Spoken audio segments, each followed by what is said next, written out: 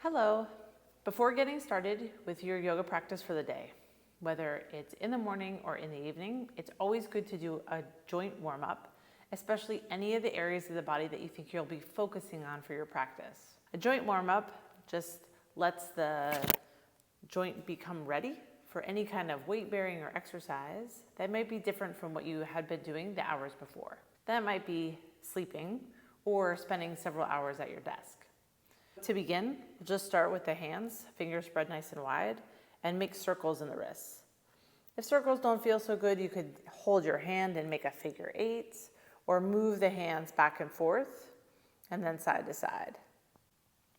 From there, you can take the arms up overhead, reaching them up nice and tall, and in the same way, create movements, or interlace the fingers and press the palms up towards the sky.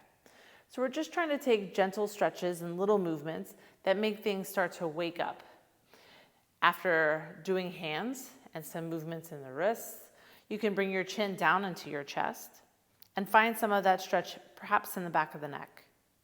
From there, taking your right ear towards your right shoulder, we feel the length come to the opposite side of the neck.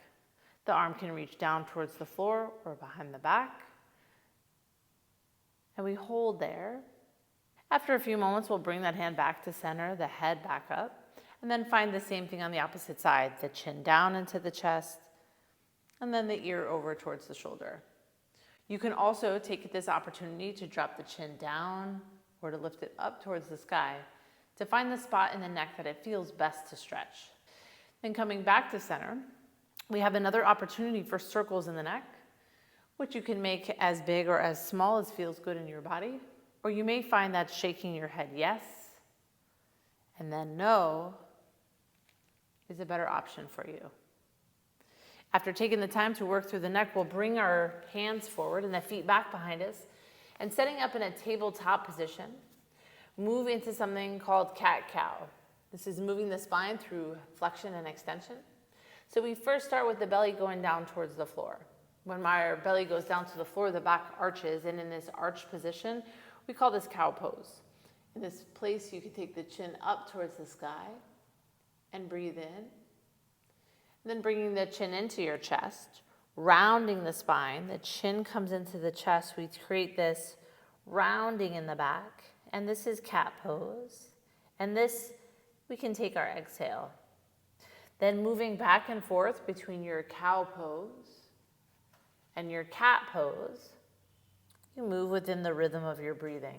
After a few rounds of cat-cow, bringing your big toes together and the knees nice and wide, we'll stretch the arms out nice and long out in front of us for a child's pose. In this extended child's pose, we're working to create more of a feeling of stretch and preparation for the hips.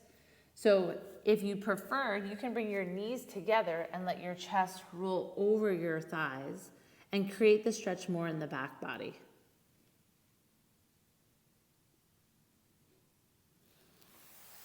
After getting some of these simple movements done, we can move into areas around the hips, the feet, and knees.